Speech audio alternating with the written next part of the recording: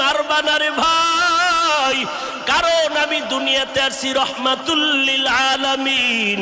আজকে ওরা আমাকে চিনে না, এই জন্য আমারে পাথর মেরে তাড়ায় দেয়।